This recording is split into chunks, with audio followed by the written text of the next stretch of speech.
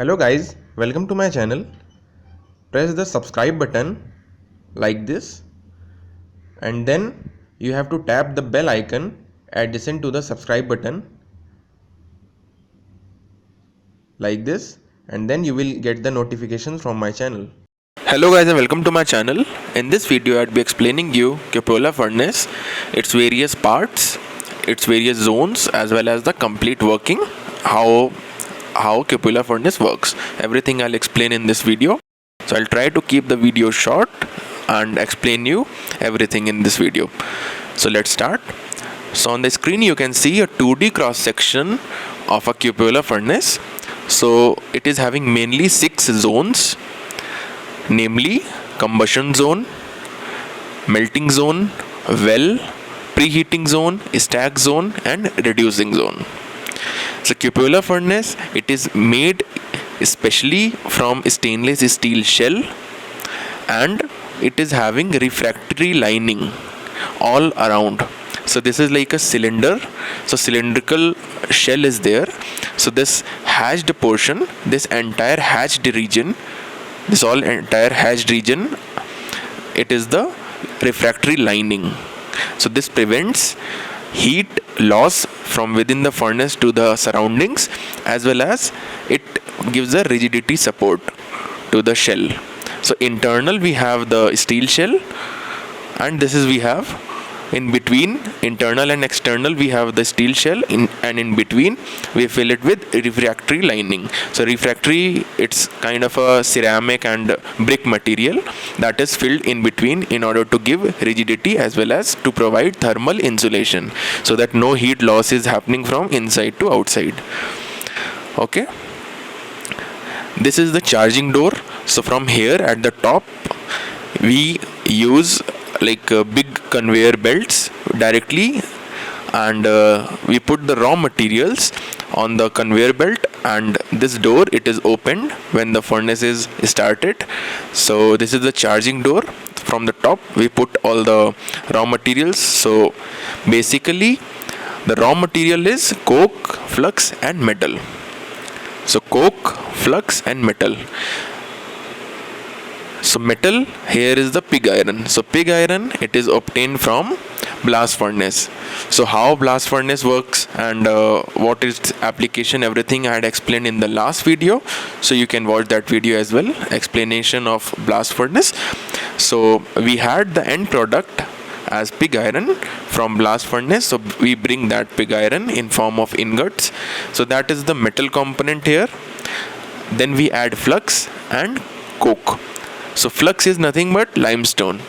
So we add coke, limestone, as well as pig iron from the charging door. Okay. At the bottom we lit the fire.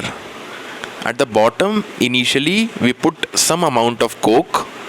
So when the furnace is yet to be started, we put some amount of coke along with firewood and start the furnace. And then we start putting air blast through this inlet. So air, preheated air at high pressure and temperature, it goes and starts enhancing the combustion process. So finally the temperature, once it reaches a certain degree, around 2500 degrees Celsius, then we put remaining coke, flux, and metal from the charging door, and we do the same in a form of layer. So first we put coke layer. As you can see, up till here we stack coke, then we stack flux, then we stack metal, then again we stack coke, then flux, then metal, up to the top. Okay, so there are multiple layers of, first of all we'll put coke, then flux, then metal, then on the top of that again coke, flux, and metal, and so on.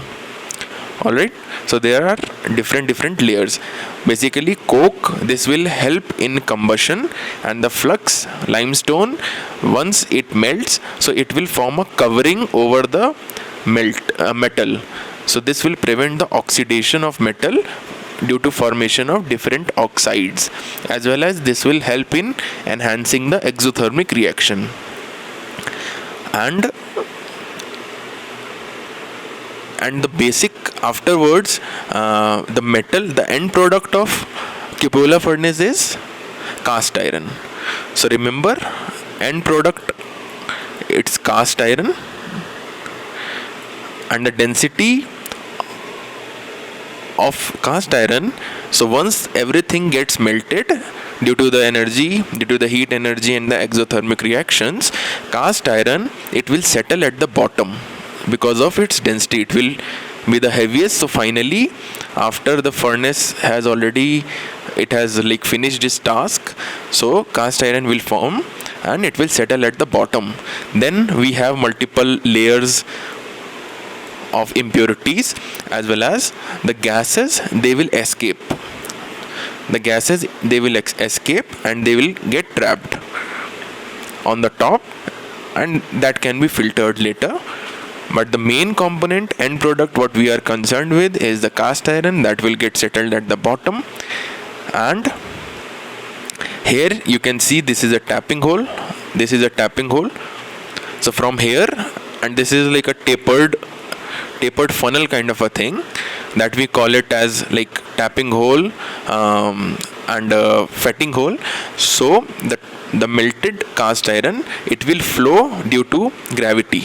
Automatically, once we open this, it will start flowing, and we can collect and we can make ingots or bricks. So generally we prepare large blocks of ingots, INGOTS, of cast iron. So the end product, it's cast iron. So now I'll show you various zones and their working in detail. So the first layer is well. So at the bottom layer, so see, at the bottommost we call it well, then we call it combustion zone, then comes the reducing zone, then comes the melting zone, then comes the preheating zone and stack zone. So remember this photo, then we'll talk on different zones, just to like give you insight what happens in which zone. So you can read also in the well, that is the space between the bottom of tiers and the sand bed inside the cylindrical shell, that is known as well. So molten metal, it is collected. So molten metal is nothing but cast iron that is collected, and we can tap out, we can take it out using a tapping hole. So in the well is the region where the molten cast iron is collected. Second comes the combustion zone. Combustion zone is also known as oxidizing zone. Here what happens is like all the carbon as well as silicon as well as manganese. So these, due to oxygen, so oxidization of these metal happens and various oxides are formed and heat is released. So this heat, it will further enhance the combustion process, and these are all exothermic reactions.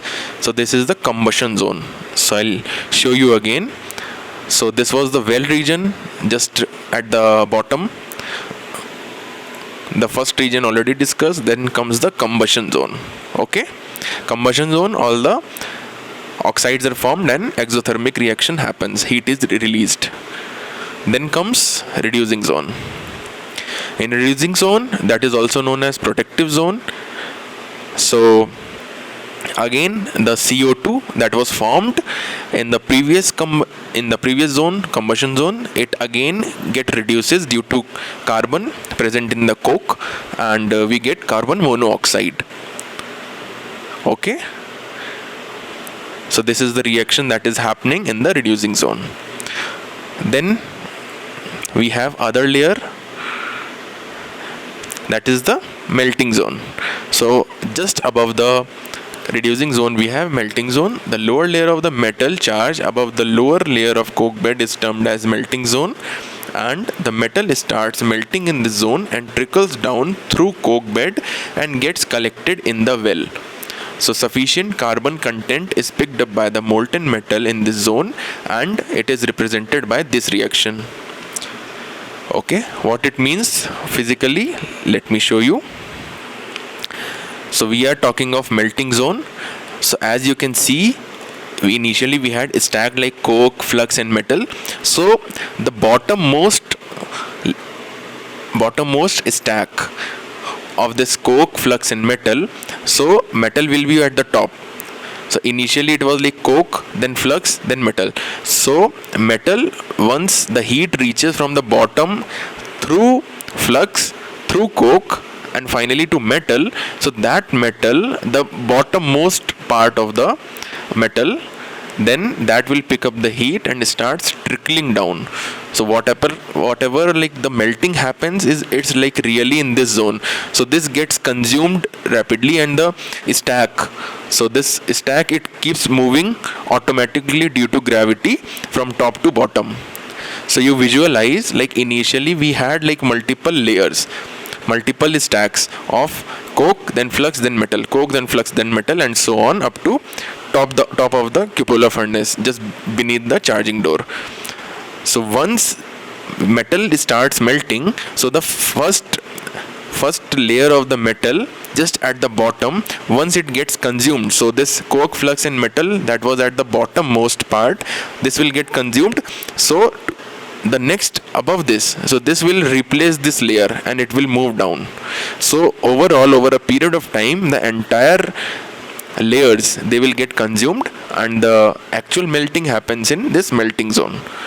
So in the melting zone, the actual molten metal, it will melt, and it will, the iron part, it will pick up carbon content, and finally what we get as the end product through this tapping hole is the cast iron.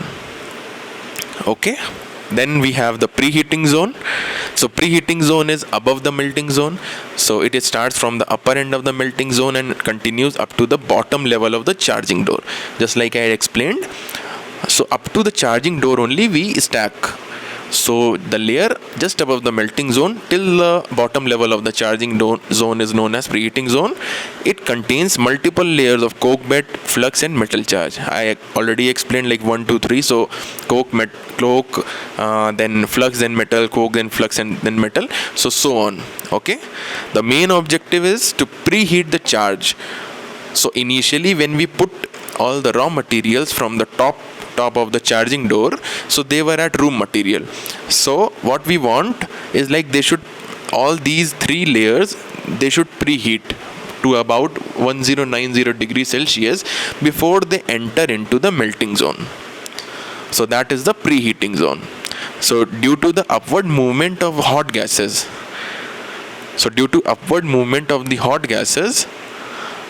so hot gases, because of the low density, they will keep rising. So in this preheating zone, from here to here, so they will give the heat to the charge that is being put onto the inside the furnace from the charging door. So as the hot gases rise, so they will give the heat. So heat will flow from the hot gases to this charge, coke, flux plus metal. So this coke, flux plus metal charge, it will get preheated. So that happens in the preheating zone. Last we have the stack. Stack is the empty portion of cupola furnace. So it allows the passage of hot gases to atmosphere from the cupola furnace. So this is the stack zone, just above the preheating zone up to the top of the cupola furnace. That is the stack zone. So this is like empty area where the hot gases. So ideally, initially, like they were allowed to exhaust to the atmosphere, but now newer design cupola furnace don't allow the hot gases to escape into the atmosphere. Instead, they are trapped, and then finally, like all the carbon particles and other impurities, they are collected in a separator, in a filter, basically. Okay, whether it is a electrostatic filter or a regular like water filter or something. So filter is there in which we spray water or something from the top, water plus solution, so that will condense all the carbon particles, they will stick to this water particles and they will settle at the bottom. Finally, this is now disposed of as ash. So initially, like hot gases were allowed to escape to the atmosphere, but due to global warming and other environmental concerns, now they don't allow. Instead, they trap these hot gases, and either use a electrostatic precipitator or electrostatic filter in order to remove all the unburnt carbon particles, manganese, silicon, all other impurities. They collect that as ash and finally they dispose of or bury. Okay, so they don't allow, and then the air, that is only like a water vapor, hot gas only without any particles, so that is allowed to exhaust into the atmosphere. So this will come in between, so it will not directly go into atmosphere, but all the particles, they will first filter, and then the remaining clean air, it will allow to go to atmosphere. So I hope this video you have found very helpful. So this was all cupola furnace. So please guys, if you have found the video helpful, please like and share this video. Please press the like button, and if you are new to this channel, please subscribe and press the notification bell. I would be seeing you in the next video. Till then, take care. Bye bye.